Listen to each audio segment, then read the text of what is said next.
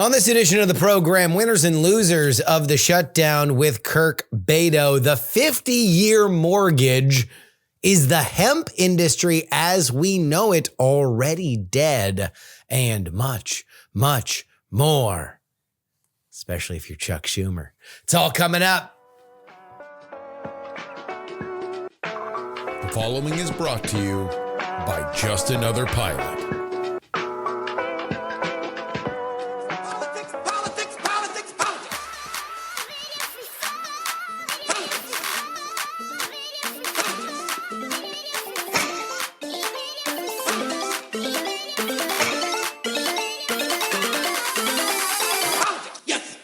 Hello and welcome everybody to the Politics program for November 12th, 2025. Your old pal Justin Rapper Young joining you here in Austin, Texas. For now, we are going to be off to foggy London town. Ah, yes, the land of gin and tonics, peacoats, and so much more. I'll be there over the next several days. Little cross-Atlantic flight for your boy tomorrow. And then, or today, as you're listening to this on Wednesday, and then I'll be back. Quick hop, man, I don't know. Doing these, like, basically long weekend trips across the pond. Kind of brutal. But, I do it. I do it. Why? I don't know. Why do I do it? Why does anybody do anything? What is free will? These are the kind of existential questions that I asked myself 1 week ago when I was in Washington, D.C., and I was about as depressed as I had ever been around the shutdown. Well, not but 1 week later, it's over, Johnny.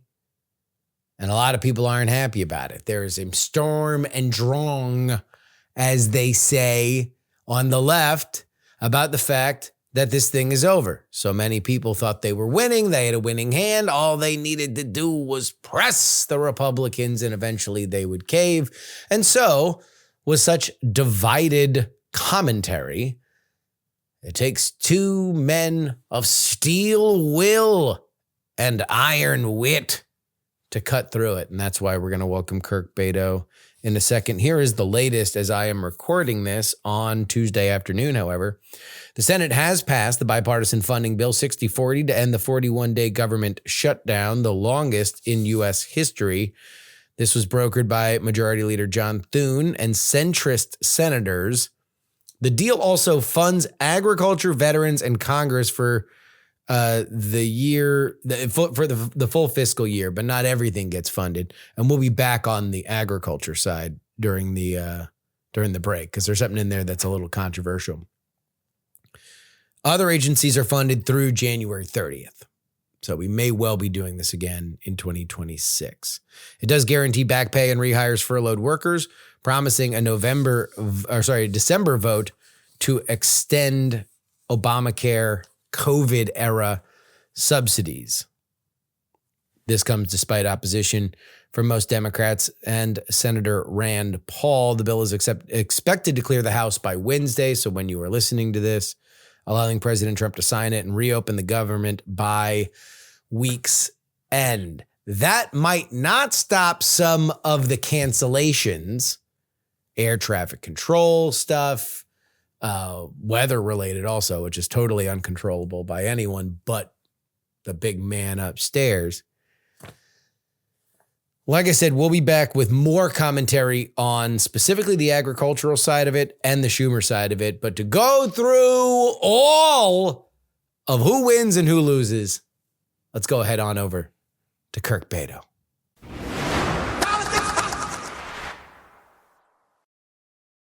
The shutdown is over, might well be over officially by the time that you are listening to this podcast on Wednesday, but that means we got winners, we got losers. And I don't think that it's as easy as people might think, which means we got to bring in an expert mind, our friend, Kirk Bado. How you doing, Justin? Buddy? Hello. Great to be with you. Great to see you. You were in D.C. last week watching the beginning of the end of the shutdown. And this exercise you tasked me with to find winners and losers was a lot tougher than I thought it would be. So I'm excited to dive in with you here. Yes. It's going to be a lot harder than finding winners and losers on the Steelers offense on Sunday night, which is the last that I'll talk about football, because that became the most depressing thing in my world, not the shutdown. The shutdown got less depressing. The Steelers offense got more depressing. I'll not be taking comment or questions. The only thing I will say is we were texting each other Sunday night while we just had like the worst split screen imaginable of that dog water Steelers offense, and then C-SPAN as well, watching the machinations of the shutdown. Waiting for John Cornyn to show up, who, by the way, that primary only gets more interesting by the second. Wesley Hunt jumping on that immediately was so good. Wesley Hunt, very smart. I don't know how I have worked my way in. They must have smelled that I am interested in the Wesley Hunt campaign, because they have been emailing me constantly, and they are on everything. They are hyper aware. Anyway, that's not what we're talking about. We're talking about the shutdown. Do we want any top lines here? Anything that people feel that we feel like, because there's been a lot of writing about this, a lot of sturm and drang, specifically on the left about it. Is there anything that you feel people are kind of missing before we get into winners and losers? Like, what are our priors here? I've been trying to toy with this idea here when I was thinking about winners and losers of the shutdown and the end game that we're in right now. And I wanted to ask you, are we too online to have this discussion? Yes, is the answer to that. Well, I know we are. You and I are both way too online. Yes. But are we too online to appreciate the scope of where these 8 moderate Democrats are coming from here, and instead focusing a little bit too much on the left-wing hand-wringing over this shutdown here? Because when I was making my initial draft, it was very much clouded by the popular discourse right now. So I would say in general, the answer is yes. There's a lot of stuff that is being yelled and screamed right now. I would very much echo Lakeisha Jane, who's a great Democratic pollster or election analysis. He leans left. I don't know if he's officially Democratic. Anyway, his point was like, look, anybody who's engaged enough to be screaming and yelling about this right now is probably going to vote in the primary, and is definitely going to vote in the midterms, and is definitely going to vote in the general. So it's like, we are not talking about Democratic voters falling away from the party because they are mad right now. That being said, we are in one of two, and dare I say, the more potent of the two, periods in the 4-year calendar of American politics where psychos online matter the most, because you don't need a lot of votes to win primaries for House races. And if you really want to push somebody in a certain direction, or even statewide, you got this big primary in Michigan that's extraordinarily close, that has progressive, obviously very progressive undertones to some of the candidates and not to others. Is this enough to create a funding wave, create a volunteer wave that affects those races? Yeah, I do think that. In general, no. But for right now, for the midterms, I do think that it matters for the Democratic primaries. I hear you there. I would give a little bit more credibility to the primary problem if we had a little bit more, if there was, like for the Senate primaries, for example, because this is where the big discourse is right now. Show me one person who's running in a competitive Senate race right now who didn't come out against this deal. I haven't seen a statement from Roy Cooper, but he's got the general election all wrapped up. Everyone in that Michigan primary that you're talking about came out against the deal. The main primary that you and I have been talking a lot about, Janet Mills and Graham Plattner, and I guess Jordan Wood, I didn't bother to check his Twitter feed, but everybody there came out against the deal as well. So it's not like there's a ideological divide between the folks who are running these competitive battleground races or in competitive blue seats right now. And I guess my comment about are we too online is I'm sticking with, there was a semi-viral post I saw on X, the Everything app, that talked about how we need to go out there and primary John Ossoff, Janine Shaheen, Kathy Cortez Masto. And it's just like, guys, these folks aren't up for re-election. And if you want to go primary John Ossoff, you have until got the filing deadline in front of me right now, March 6th, and he's got $12 million in the bank. Yeah, also, he didn't vote for it, did he? Did Ossoff vote for it? No, he didn't vote for it. No. So but people were like calling for a catching primary a challenger to him. Yeah. And I want to get into the politics of that in a second here. But what I'm saying is that like the outrage cycle right now is going to be pretty intense, but like the brightest candle burns the quickest here. I think we're going to move on to what's next here. I think the biggest tale of this is calling into Schumer's leadership into question.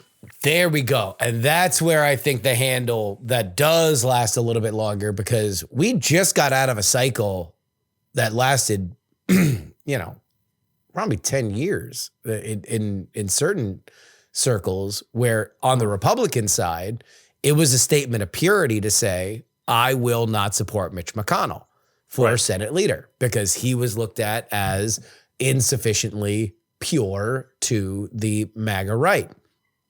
Obviously, he frenemies with Trump up until the point where they're just kind of inertly enemies, not talking to each other. Yeah, I mean, enemies, but McConnell's not going out of his way to, make a big deal about it. Long story short, we're now entering a phase. So let's go look at that Maine primary. Plattner's going to come out and say, I don't support Chuck Schumer as leader of the Senate. No, he has. He's been out there saying right now that Schumer needs to step down immediately. Today.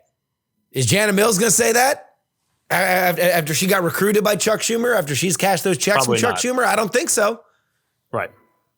Now that's a great distinction there. But like, again, it's the question of, so if Chuck Schumer steps down, the number 2 steps up. Who's the number 2? Dick Durbin. Dick Durbin was the guy who helped orchestrate this deal here. So again, I know it's not necessarily, Graham Plattner's not concerning himself with the leadership ladder in the Senate here, but it's about looking at what the realistic solutions are here. So yes, this isn't about the machinations. It's about the change. And I'll tell you what, unless you would dispute it, let's just go ahead and start with a loser, and that is Chuck Schumer. Yes, Chuck Schumer was the first person on my list. Number one loser. Number one overall draft pick. This dude, if you want to know why I think the shutdown ended on Sunday, I will direct you to Chuck Schumer speaking on the floor of the Senate of why he didn't support a shutdown last spring. Because he laid it all out. This is the reason why you don't do it. It's a dumb, futile exercise for which only gives the Trump administration more power, and we're not going to gain anything from it. That's him. He does it anyway because he needs to save his own bacon. And by the end of it, even though he votes no on it, people are still rolling up to his crib with pitchforks and lit torches. That's exactly right. Where he needed to have a fight. And it's almost like the healthcare discussion, which I think we'll get into the politics of making healthcare and the ACA more front and center in the discourse. I don't know if that's a winner or a loser right now, but again, we'll talk about that. That Schumer needed to have a fight. He decided to have a fight here, and then he was trying to find a way to backfill the reason for that fight. Yeah. And this was always going to end like this. There was no way that Republicans were going to cave. There was no way that Trump was going to give in to them. This was how it was going to end. This was a bad fight to have. It was a bad fight to have in March. It's a bad fight to have in October and November. And I think you just look at like the contours of the deal they had, which the 90% of it, the bulk of it, was about undoing the damage from the shutdown here. It wasn't anything advancing the ball besides the pinky promise for the vote here. And it reminds me a lot of the Senate anyway. There are problems in the House. Correct. Healthcare vote in the Senate, you're going to what? Put a bunch of vulnerable senators on the record for voting against the ACA premiums. Great. Yeah. Another thing against Susan Collins. Who else is taking that vote that you're trying to target here? Like John Cornyn, maybe? He might not even be the nominee there. This does nothing to help you in the immediate term or in the long term. And, I was thinking a lot over the last 2 days about like that last scene in Burn After Reading where J.K. Simmons is just like the best. So what did we learn from this? He's like, hell if I know, like nothing. We just can't do it again. I guess we learned not to do it again. Exactly. That's exactly what I felt like the Democratic leadership meetings were as they advanced this shutdown endgame. Well, especially because, and this is I feel like I'm going crazy when, I talk to people, even in DC, people involved in Democratic politics that are like, yeah, we're winning. Really? Right. You're winning because 4% of independents have sided with you that you're looking at Donald Trump plus Congress is slightly larger than just the Democratic Congress. Like when you know that Donald Trump skews the numbers, you know that if it rained today, Donald Trump would be blamed 30% for it because of the polarization that we have and just his stature in American politics. The idea that this was looked at as no, we're doing great.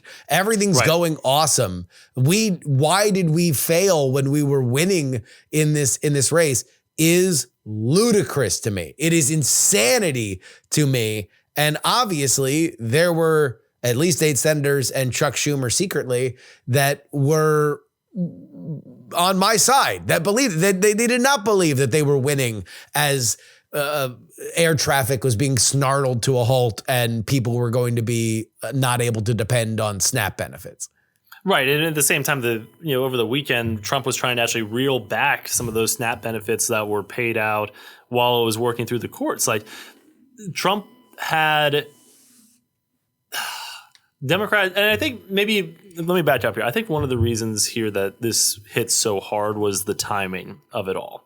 Mm-hmm. That, we're in the longest shutdown in government history, but it also is coming at less than a week after these overwhelming victories for Democrats across the map here.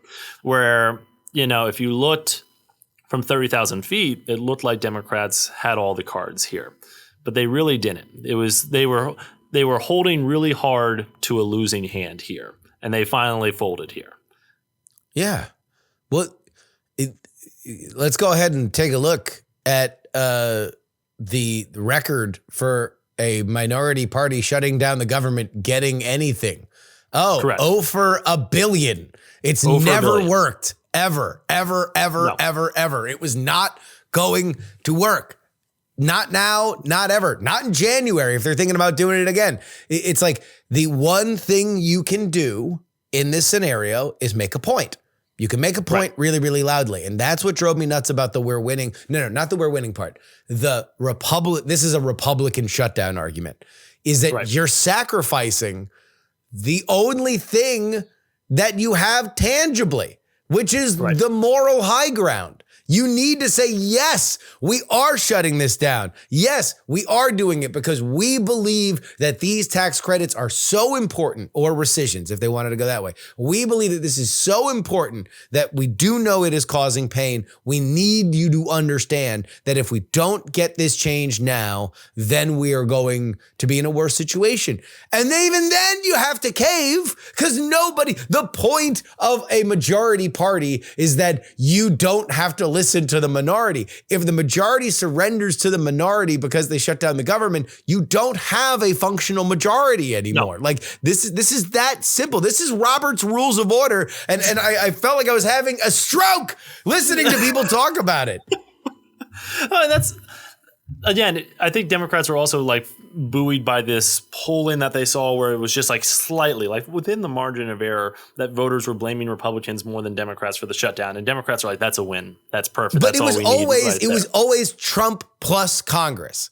If you just went red blue, then it was even less than that, or Democrats being blamed. If you just went Congress versus Congress, it was definitely Democrats being blamed. It's just that Donald Trump is his own singular force, and for Democrats to bank on Trump-based polling to make a decision like this in the real time is nuts to me. Like that hasn't been something that they have misjudged every time that they've dealt with Donald Right. Trump in polling. Well, and maybe they were trying to bet on him taking the bait here, that him feeling these pain points and seeing these long delays at airports on CNN and Fox News, or reading the statistics and seeing the long food lines at these food banks or something like that would get him to say, hey, why don't we just give them this vote? Or, hey, why don't we extend these subsidies? Instead, he just starts talking about we need to nuke the filibuster, or, you know what?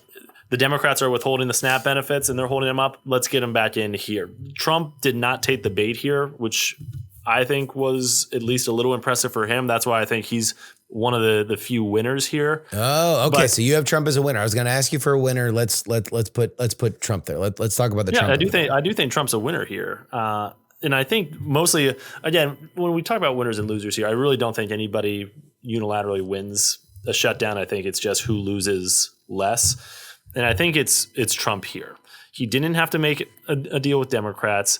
Yes, his favorability did take a little bit of a hit over the last month or so, but now he gets to spike the football on beating the Democrats here, and we get to move on to the next crisis. He didn't get into the legislative morass here. He didn't really care. He's not going to demand a scalp from any of his lieutenants in Congress either. He let John Thune and Mike Johnson do their own thing in there. His hands get to be clean of this. I think the one liability he had was playing with the SNAP benefits again. I think that was potentially could have been an own goal. But instead, he's going to get the government shutdown resolved here and get the World Peace Prize or whatever from FIFA later this week that Kennedy Center honors, and he gets to ride high. I'm gonna go the opposite. I don't think he's a winner here. I think I'm gonna criticize one more actually here. Let me go back one step with Schumer. Part of the reason why I think that this was a failure was not necessarily because they had to fight, but because Schumer as a leader couldn't come up with an issue legislatively that could capture the attention of his base and capture the attention of his members. The only thing that has gotten the attention of Democrats legislatively is the effing Epstein files. That is a failure of creativity. It is a failure of knowledge of how to excite your base. If they are busy trying to run a bill forward that they know isn't going to go anywhere, but at least is a message to their base, then they don't want to shut down the government because they want to make sure that this pressure is being kept up on something. That fails there. For Trump, look, I know Republicans are out of practice being the party that is trying to keep the government open, but Obama did it best. If the other side is going to do it, you have to make it ugly for them immediately. Right. You need to shut down as much as you can to say, look at what they did. Look at immediately, while they're out there taking their victory lap for fighting, this is what's closed. This is what you can't do. You're not going to be able to get SNAP benefits. You start ratcheting the air traffic controller stuff down immediately. Just make it hurt for them. The Republicans. So you think he should have been focused on this earlier, because it does seem like in the last week after he got back from that Asia trip that's when he started locking in.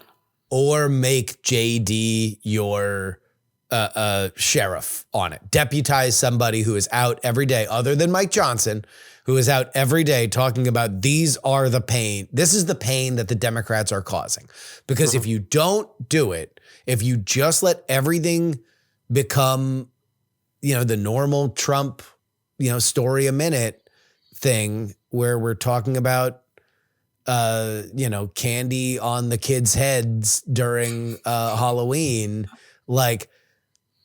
it's just, I don't believe that his favorability tanked because of the ballroom or anything like that. But I do think that the conversations that aren't about the government being shut down allow people to revert to their priors and don't make them think this is weird. This is bad. I don't like this. That's what happened as things ratcheted up. And, as we found out, the caucus in the Senate was not uniquely held together, and eventually it was going to get to this point anyway. But I do think that this went on longer and Trump paid a price for doing this. And aside from that, there's been an argument made that this shutdown is a win for Democrats because it was just a exciting issue for those elections on Tuesday. And that, for whatever it matters, that Democrats just had a thing. Whether or not it's a smart thing or a good thing, they had a thing. They had an us versus them thing that brought them into these off-year elections. That worked. If you subscribe to that way of thinking, and Trump does, because he said, look, it was better for them than it was for us, then you should have put more pressure on this earlier. And I know he had stuff to do and he wanted the attention to be on China and blah, blah, blah, blah, blah. But I don't know how much the American public cares about that compared to anything that was involved here. And I don't think he handled this well at all. I agree with you that he did not handle this well, but that doesn't mean in classic Trump fashion, he can't fall ass backwards into a win here. Yeah. Because he of the Jar Jar Binks himself into a good position. Well, I think he kind of has here. He's letting Schumer take all the blame here. He's did ratchet up more pressure in the closing weeks here. Now, I do agree with you that the shutdown helped Democrats in the Tuesday election last week a lot more. Especially in New Jersey with that closing of the Gateway Tunnel. Virginia obviously has all the furloughed workers as well. We actually had one of our reporters go to a focus group last night in Newport News, Virginia, which is about 2 hours south of where I'm sitting here in D.C. right now, talking to some labor representatives about the wide reach of the government shutdown in Virginia. But, I mean, how much are we baking in the backlash against Trump in these elections already versus how much of it was part of the government shutdown? If you were doing a blame pie here, the standard historic pushback against the party in power, how much of that was exaggerated by the government shutdown? Maybe 2-3 points, 4 on a good day. So Abigail Spanberger wins by 12 or 11 instead of the 15 that she did. Mikey Sherrill, the one that was most surprising, maybe it gets a little bit closer, but she still blows out that Phil Murphy margin. But I'll tell you what, that's the difference of Jay Jones being the Attorney General of Virginia. That's a good point. So I do think that these margins matter. I do think that excitement matters on the left, especially because, and look, DC is an extraordinarily liberal city, so you can certainly feel the energy out there. Like, there's been not a whole lot of sunshine in this valley for Democrats. Like, they have been extraordinarily depressed. This was a moment of exaltation on Tuesday where they had a reason to fight and then they won. They got something for their troubles. They were able to actually kick the football instead of Lucy pulling it out from under their feet. Now, granted, a bunch of places where they should win, right? But they won convincingly, and that's good for them. I just think, look, at the end of the day, I'd rather have Ted Cruz's moral crusade that ultimately gets nothing instead of a muddled message fart pile that gets nothing. And I would rather have Obama's Marquis de Sade pain festival than I would Donald Trump barely caring about this until the 11th hour where it's governing by Truth Social. One last thing I'll say about Trump, and then we can move on to another winner and loser if you want, is that I feel like during the shutdown, he was able to diminish a lot of the power of Congress, a lot of the oversight that we would normally see, and a lot of the power that they have in the legislative branch, and can further consolidate that in the executive. So in the long run, it's just continuing a lot of the trends that we've seen over the last 11 or so months of the Trump administration, of him just stiff-arming Congress and really not caring about them, really not paying much attention to them or giving them much power, consolidating more power within the White House. You saw the power grabs with the SNAP benefits and trying to reel back those congressionally appropriated funds. You saw that with the furloughs of the federal workers as well. So in terms of just increasing his hold on the federal government, I think that is one of the aspects that makes him a winner here as well.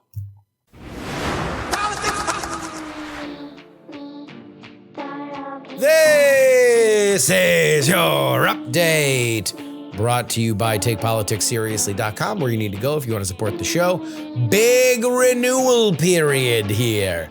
Go ahead and check your emails if you've recently changed credit cards or anything like that. But so many of you are back in a big way, and we really, really, really appreciate it. Thank you, thank you, thank you.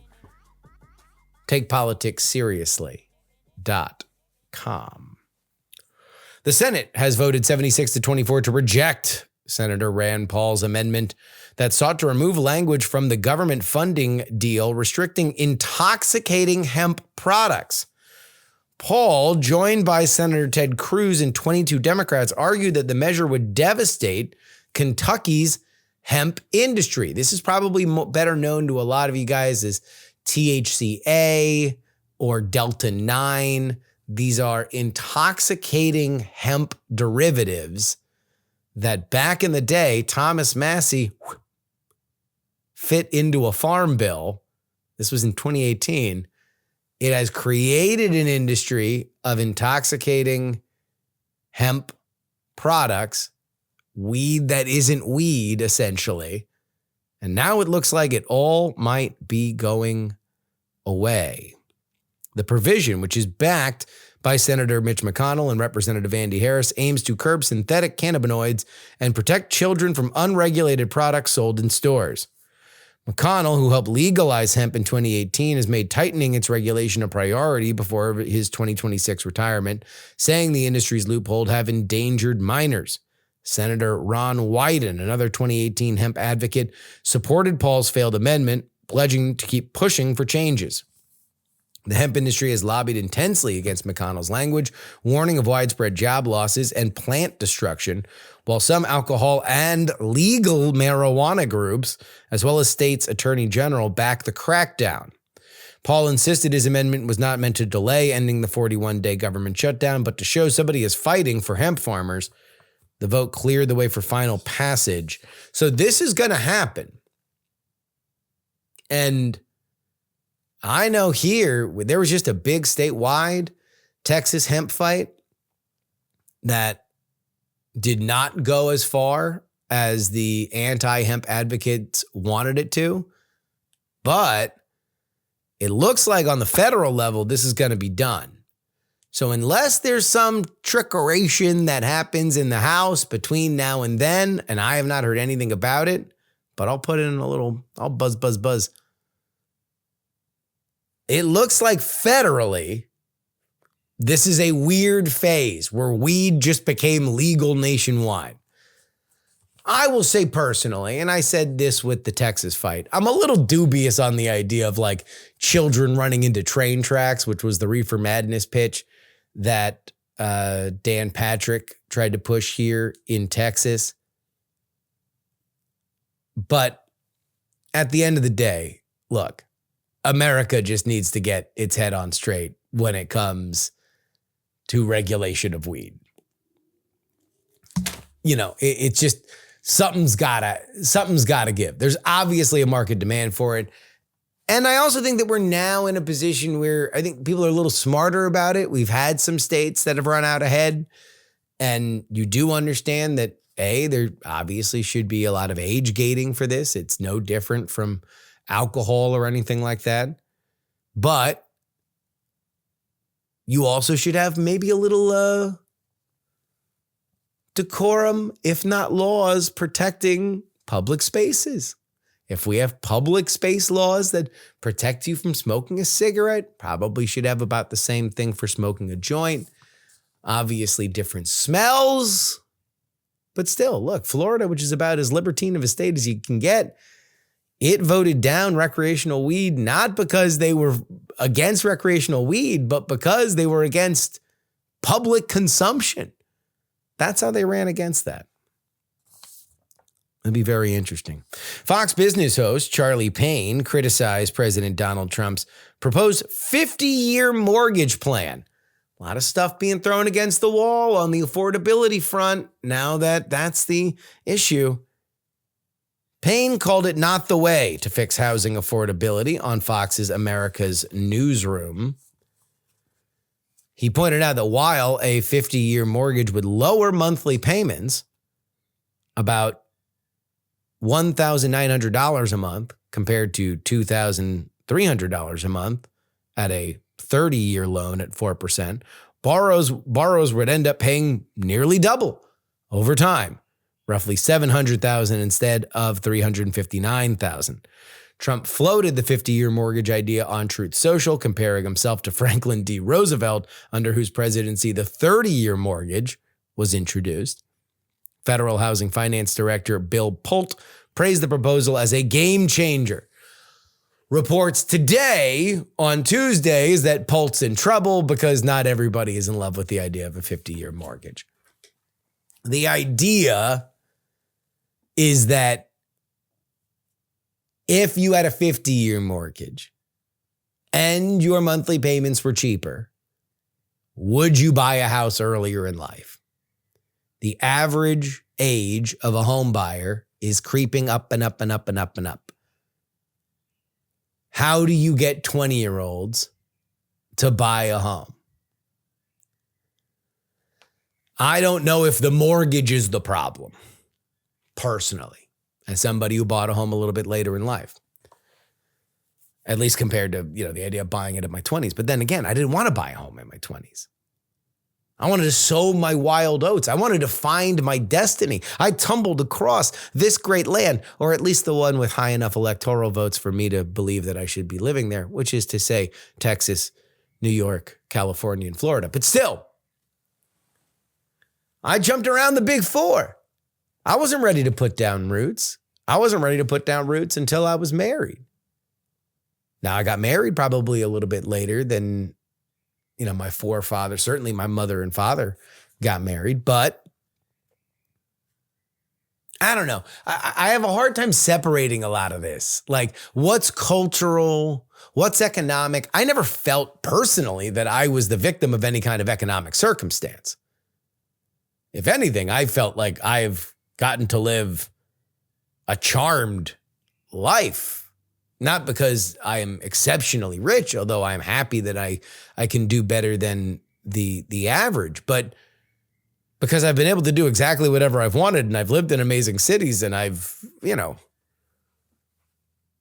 dined in palaces with kings and queens and in the alleys, eating pork and beans, to quote Dusty Rhodes. I've seen Dusty Rhodes' kid, Cody Rhodes, in Japan. It's pretty nice. He faced Kota Ibushi. I think Ibushi won. Regardless, I don't think that if there were a 50-year mortgage, that would have made me buy a house in my 20s. Now, if you are making more money, like the idea of if you pay out a 50-year mortgage, but many people do pay out a 30-year mortgage, but more often you wind up selling the home and you pay off the mortgage that way. So with a 50-year mortgage, if a 50-year mortgage gets you into the pipeline of home ownership, is that worthwhile? I don't know. I'll leave it to people smarter than me. Here's something. We already talked a little bit about Chuck Schumer up there at the top. Let me give you the latest on it. A growing number of House Democrats and progressive groups are calling for Senate Minority Leader Chuck Schumer to resign, sir, after he failed to prevent 8 Senate Democrats from voting with Republicans to end the government shutdown. Critics include progressives, Representatives Rashida Tlaib, Ro Khanna, Mark Levin, and moderate Seth Moulton and Sri Tendiger, accusing Schumer of being out of touch and ineffective in confronting President Trump. Progressive organizations such as Indivisible and Move On have launched campaigns urging Democratic senators to push Schumer out of leadership. Move On reporting that 80% of its members support his resignation. Some Democrats, like Representatives Veronica Escobar and Sylvia Garcia, say it's time for new leadership with more guts. Do you have it? And strategic strength. However, House Minority Leader Hakeem Jeffries, who at times has been mushy on this subject, was unequivocal, saying that he believed Schumer was the man for the job. Yes and yes to the question of should he be the leader and does he have the capacity to lead. Jeffries praised his valiant fight during the 7-week shutdown. Despite the backlash, There's been a lot of it online. No Senate Democrats have publicly called for Schumer's removal, leaving his position secure, at least for now. The internal rift highlights growing generational and ideological tensions within the Democratic Party as progressives seek a more aggressive stance against Trump, while Schumer allies argue he still commands unity in the Senate. We already went over this. No need to do it again. Guy didn't want to do it. Did it to please his base. It ends without him voting for it, and he still gets blamed. Everyone hates Chuck. And that's your update. TakePoliticsSeriously.com, where you need to go if you want to get 2 bonus episodes of this show each and every week. And this is one, well, we did a bonus free to break the news about the government shutdown ending. So you are going to get 2 free bonus episodes this week, but you're also going to get an exclusive episode if you're signed up there on the Substack. That'll be our last episode of the week. Live from London. Come on, join the team. TakePoliticsSeriously.com. And now, back to Kirk.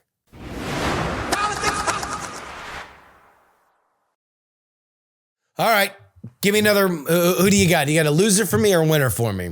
Let me give you a winner here, and I'm going to say members of the House who got a 53-day vacation where, in Mike Johnson's words, they did some of the most important work of their careers during this prolonged district work period, and I cannot wait to see the fruits of those labors here soon. So members of the House, big winners here. Apparently, according to reporting, it resulted in Dan Crenshaw getting mad that he had to come back to DC because he had an event planned, and there being a bit of a fight on the call. Although largely a kumbaya from the Republicans.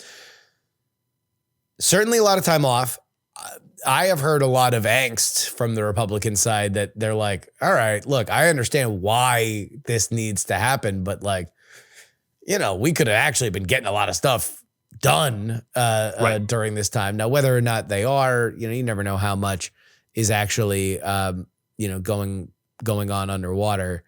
But it'll be interesting to see where this conference emerges and what they push through. Johnson's hold was right. Didn't bring anybody back. This never became a conversation of let's renegotiate, let's have a new deal that gets hammered out in the House, or let's begin to think about whether or not there's going to be an ACA vote. He was a hard no. We did our job. He showed up every day at 10 o'clock in the morning to give his version of events. Hard to say that wasn't the right call sitting here now, except for whatever the hell was going on with his face. What was up with his suntan yesterday? Did you notice that? I did, and I was wondering what he had been doing during his district work period. Was it snorkeling? Why else would it? Why else would you only have a suntan on your the Phantom of the Opera zone of your face and not it's either that or if he was doing a tanning salon thing, if the glasses he was wearing were just oversized and so the spray got around the other areas there. That's the only other explanation I could have for that, besides he's spending a lot of time snorkeling down in the Gulf. Yeah, I don't know what it is. I had a very Mr. Plinkett, what is wrong with your face? A reaction to whatever was happening with Mike Johnson. I would agree though. A win for him. Big win. And again, the whole conference was rolling in the same direction besides Marjorie Taylor Greene. You didn't have a lot of rogue members caught in hallway interviews or given the temptation to go on a Punchbowl News or something like that and sound off on their own side quest of a deal or an amendment here. They spoke with largely one voice, except for Marjorie Taylor Greene. And I'm curious to see if you think she is a winner or loser from this shutdown fight. I think she's a loser. I agree with you. And for reasons that go beyond the shutdown, I have heard through a whisper on the wind that there's one person that doesn't take her calls anymore, and he lives in the White House, and his name is Donald John Trump. Barron Trump isn't taking her calls? She's disconnected from the power structure.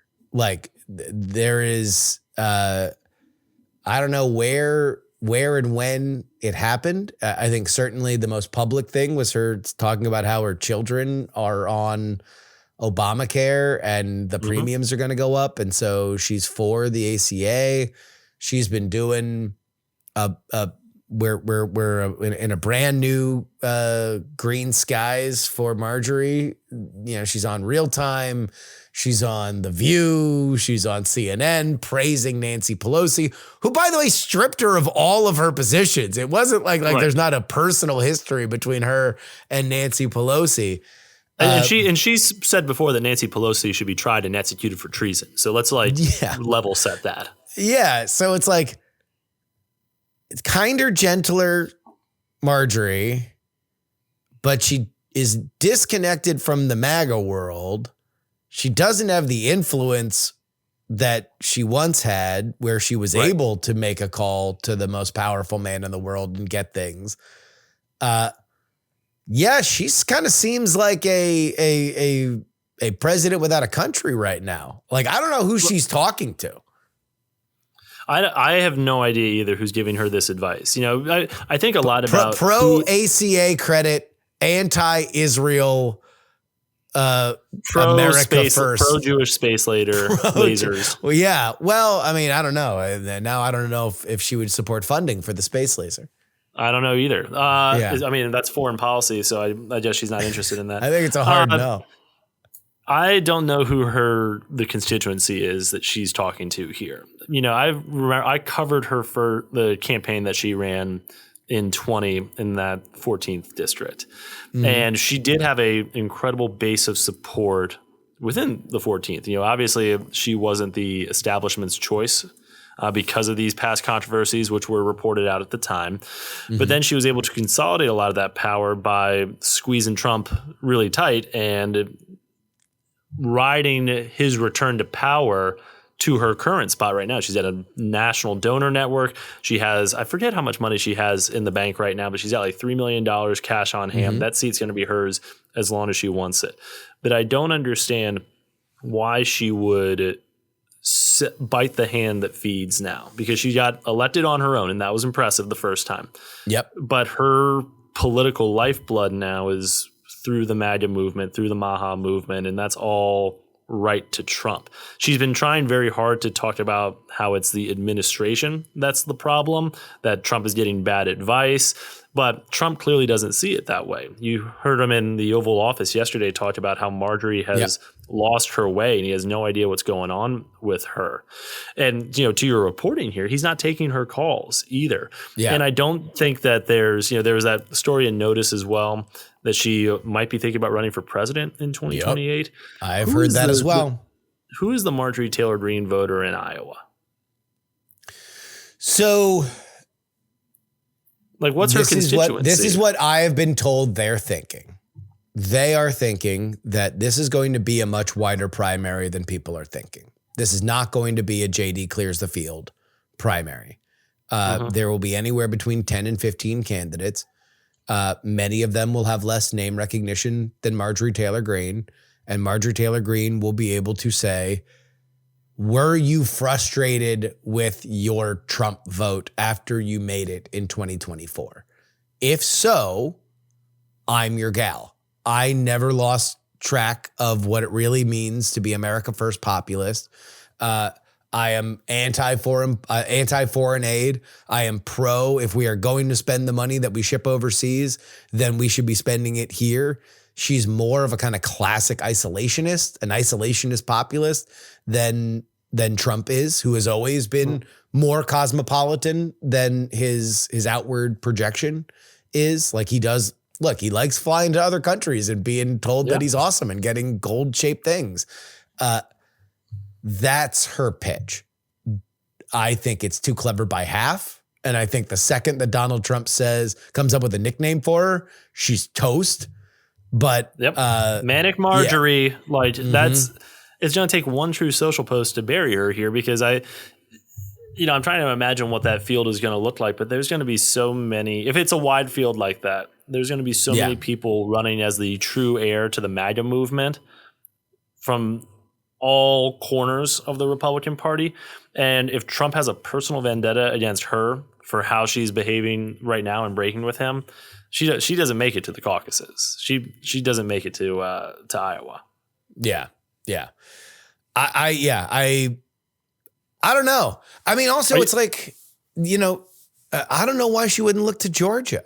I don't know. I mean, like if you're gonna roll the dice and take a shot, I would do Run more. for Senate. Yeah, I would spend my time in the suburbs rehabbing my image. I would, I think it's an easier sell there than it is nationally. But then again, I think from her perspective, she's like, I can get on television. I can raise money from a gigantic small donor network. Why shouldn't I run nationwide? Well, it seems like it's a lot easier to get into the CNN green room if you're her than to draw crowds in like the Atlanta exurbs right now. And again, to your point, her power is that national donor network she has, which I would be fascinated to talk to. And this might be a story I assigned someone. Talk to find a longtime Marjorie Taylor Greene small dollar donor, and see if you can get in contact with them and be like, "What do you think about this?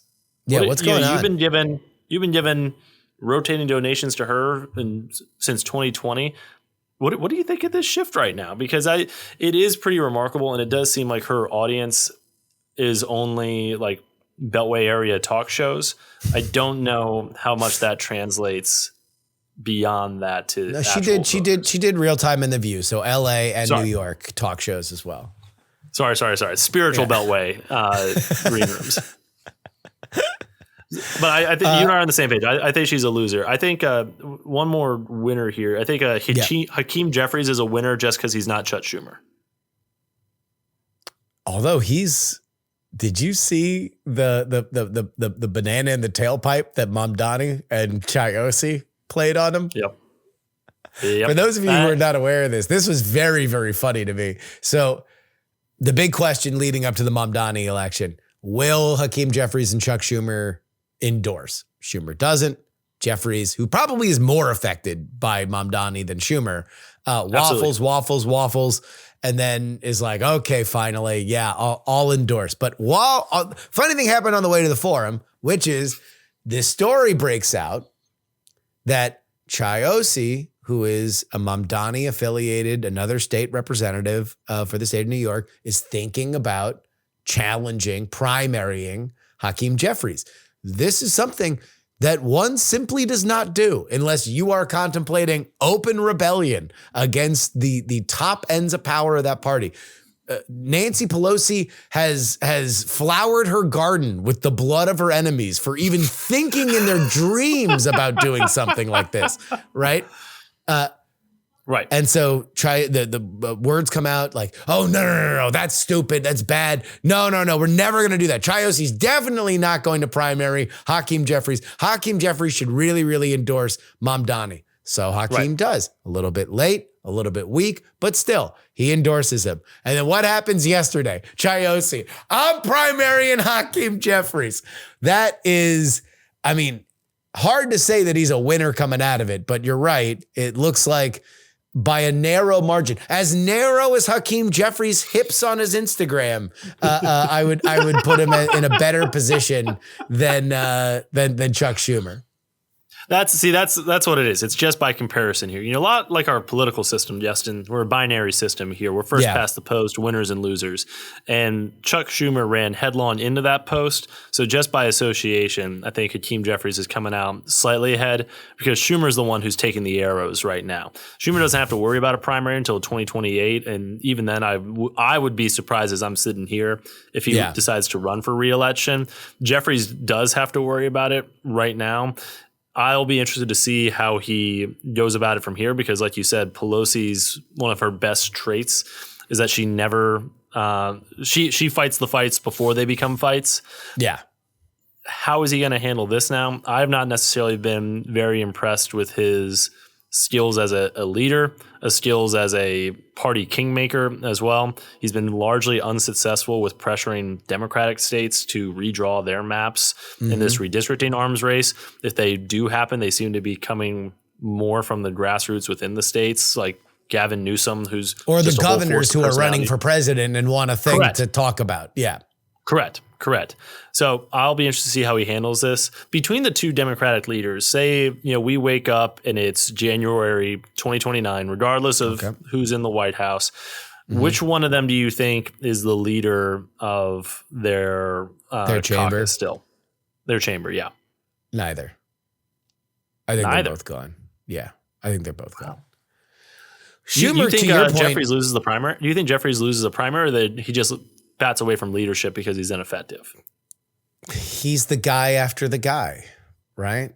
Like the guy after the guy never lasts all that long. And he was a person that could be agreed upon that was young enough to replace Nancy Pelosi. Because why would you give up Nancy Pelosi's power and influence if not for age, right? That was a big issue. Right. And so he was there.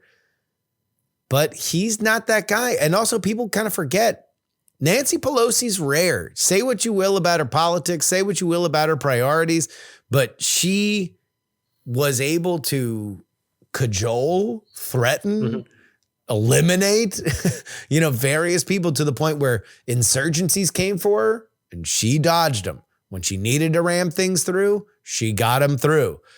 She was the one who told Biden to bat down to his face.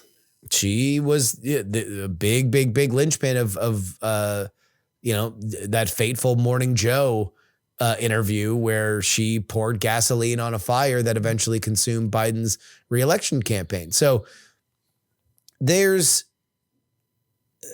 it's hard. A, it's a hard job. I don't know if Hakeem Jeffries is up to it.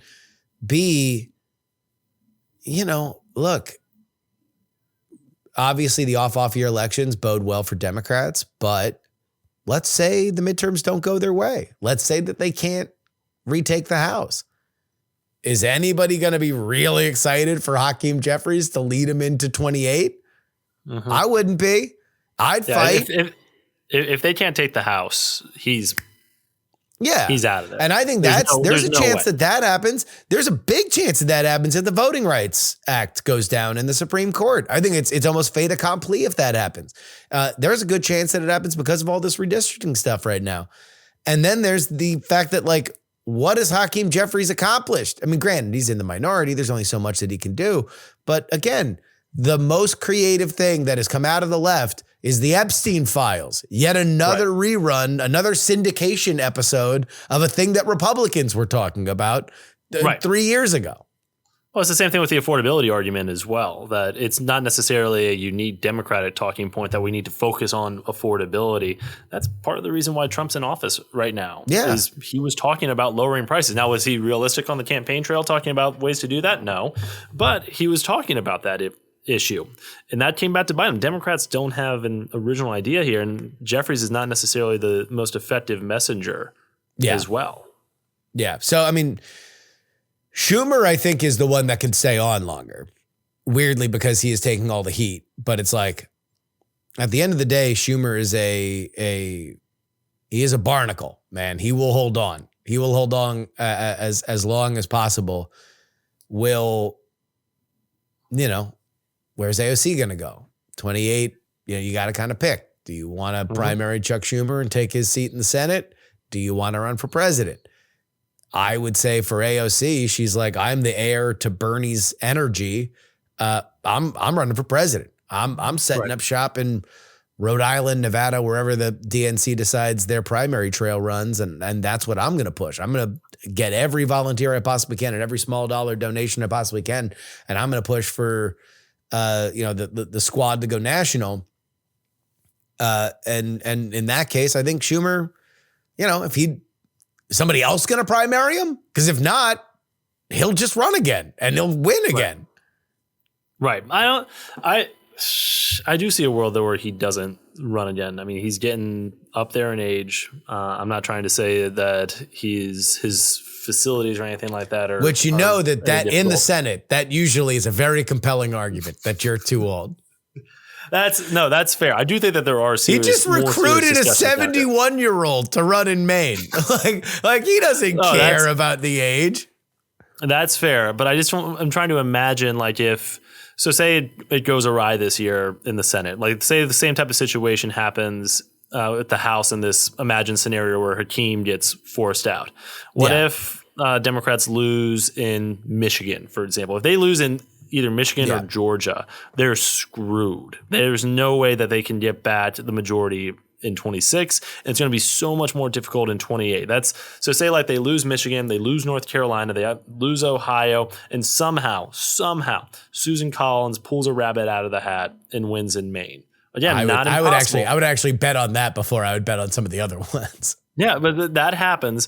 And one of the big reasons why Chuck Schumer is so effective and admired, at least among the political ball knowers, is that he is able to recruit these at least strong on paper candidates. And you and I can quibble a lot about Janet Mills as a 71-year-old freshman. I'm on your side on that, but his cachet here has been able to cajole these people into competitive races and make these races tougher than expected for Republicans, if not outright wins. If he can't do that, what's the utility to the caucus anymore? And then who steps up to take his place? Kirsten Gillibrand, she's chair of the DSCC. If she loses seats, that's out of the way here. Van Hollen and Murphy are who you hear. Murphy would be very interested, but he seems more interested in running for president. He's going to be in New Hampshire like today, isn't he, or tomorrow? Well, every senator looks in the mirror and sees the next president of the United States. So that I don't think is necessarily unique. But yeah, Van Hollen and Murphy are who the progressives want to replace Chuck Schumer. I don't know if they're a meaningful strategic victory. I mean, again, my biggest problem with Chuck Schumer wasn't how he handled the shutdown. It was that he let himself get into a shutdown. Like that's where I think he failed. He failed that there wasn't like, want to know what? No. We're going for Medicare for all, or we're going for something, whatever. Like let's come up with a big thing that we know is going to fail, but we're going to capture the imagination of the American people. We want some kind of reform that shows that the Democrats aren't the same old party anymore. We just want to do something. We want to throw something out there where people are pushing in this right direction. And that way, if you want to do a shutdown, push for this thing. Like there's just, no creativity. That's really where I think he's at fault. All right. Any other winners or losers here? I had no more jumping in mind here. I wanted to ask you, did you think I was stuck on Mike Johnson? And I didn't know whether to put him in the winner, loser, or the bystander category. And I was wondering if you had any thoughts on him. He's a winner. Hey, look, he stayed front and center. He made a bold gambit. He didn't blink. He never bowed to the pressure of, we got to swear in the New Mexico lady. I mean, she might be sworn in by the time that you're listening to this, but she wasn't sworn in the middle of it. He still is in a strong position to keep his speakership, at least relative to expectations for a party that has control of the House, Senate, and White House. So he didn't promise a vote on these ACA subsidies either. And the House Freedom Caucus is on board with this funding deal until the end of January as well. I mean, he's kept everybody in line. Is presuming he pushes this through. We are talking about this before the actual vote goes through in the House, but let's assume that it goes through in the House. Then, I think he ran it. I mean, aside from whatever happened to his face, I think he's done a phenomenal job. You're persuading me. The only thing that I would maybe quibble with is, there could be a universe where he did keep the House in session for a little bit and just did a lot of messaging votes or tried to just squeeze Democrats as much as he could. But at the same time, that would have just distracted from the day-to-day floundering of what's going on in the Senate. So, it might have weakened the office of the speaker to kind of punt on this. But for Mike Johnson personally, to quote our friend Jake Sherman, another big win for Mike Johnson. For Mike Johnson, yeah. Now, I'll tell you what, where I could give a bit of a negative mark would be Thune, because I do think that there's an argument that Thune should have been having the Democrats vote like the time that you should have pizza on a bagel in the morning, in the evening, and at supper time. He should be like, we got to what, 15 votes? Like we got to 15.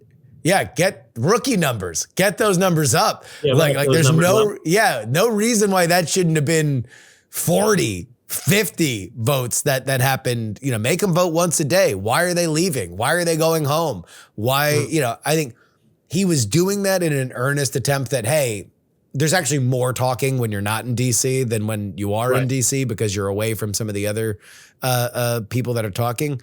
But I don't know. If I were him, if this were the Obama machine, do you think Harry Reid didn't have the Republicans in there every single day voting to make sure that everybody knew that you could lead the evening news?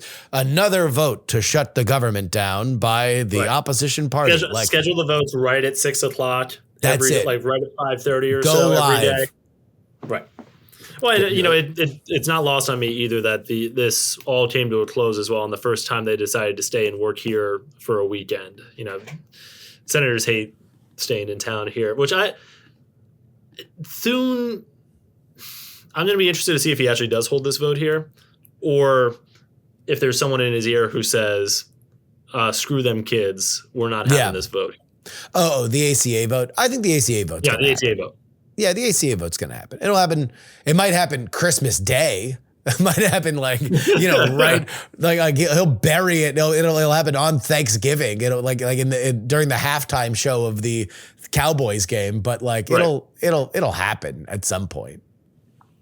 No, all right. I think it will as well. But I'm curious to see about the timing of it. But go ahead. Yeah, I think it's going to get buried. Kirk, thank you so much for joining. Any final things out the door here? No, Justin, thanks for having me here. It's been good following along this shutdown with you. I think it was a depressing shutdown. I was very depressed by it. It was like, yeah. The last thing I will say though is that we did a lot of winners and losers here, and I think one of the big picture losers here is I think just the perception of government and the perception of the efficiency of government. I know you and I are old cynics here, so we kind of expect this, but there was a Gallup poll this week that found that the faith in Congress to solve and address problems is near historic lows here. Yeah. That's also matches. Which is saying something, because it's not usually up at the top. Exactly. And this is also comes at the same time where trusted institutions, whether it's Congress, the presidency, the judicial branch, us in the media, is also near historic lows. And to have people aren't as following this as closely as you and I are, or even the listeners to politics are. All they see is that this is the longest government shutdown in history, while the price of goods are going up, while travel is getting impacted, while SNAP benefits are getting curtailed. Meanwhile, their ACA premiums are going up as well if you're on Obamacare. And I think it just leads to a whole depressing state of affairs here for how efficient and effective our whole infrastructure is. And I think that's a big takeaway that I have here, that the shutdown might not have a long tail into the midterms, but the damage to the reputation that the government has and that the leaders of our country have collectively is going to have a longer tail. Merry Christmas. We'll leave on a happy note. Kirk Bado, Hotline, National Journal. Thank you so much, Fred. Justin, thanks for having me, brother.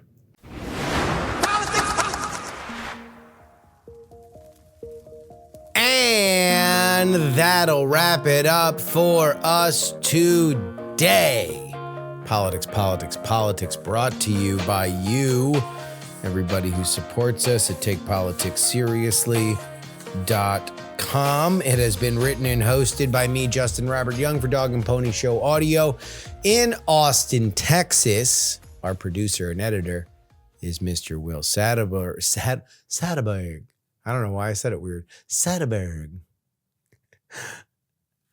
For whatever reason we will, and it's funny because he has to watch this, but he's got a last name that I want to pronounce funny. Satterberg is one way.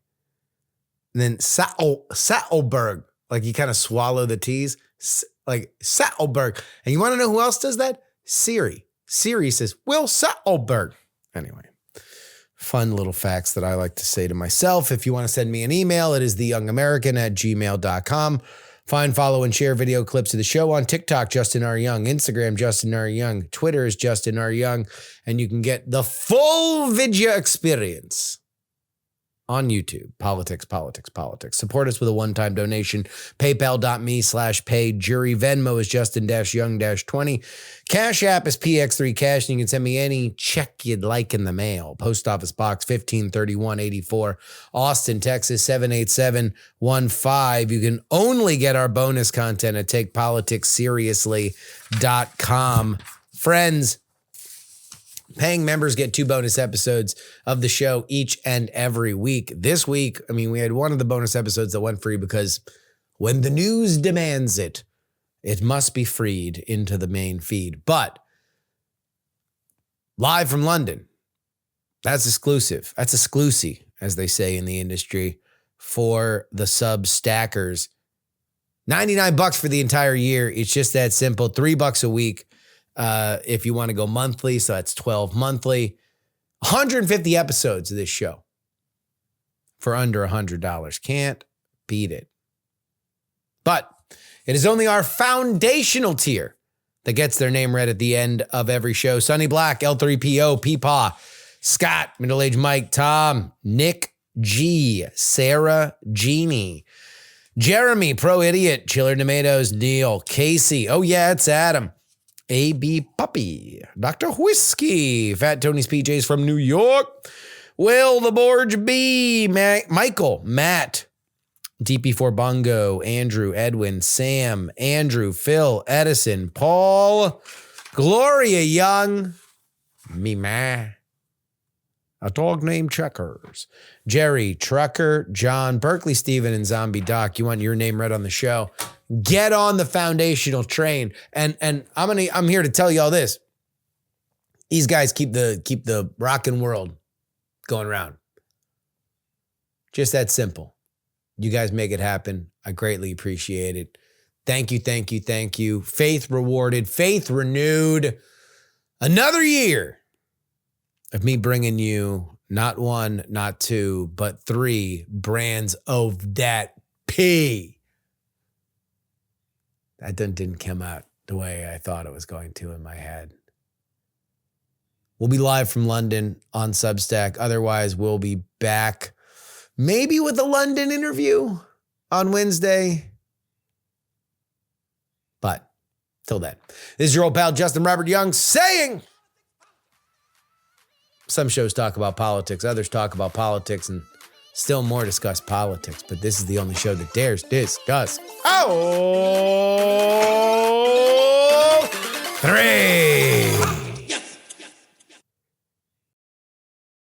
Diamond Club hopes you have enjoyed this program. Dog and Pony Show audio.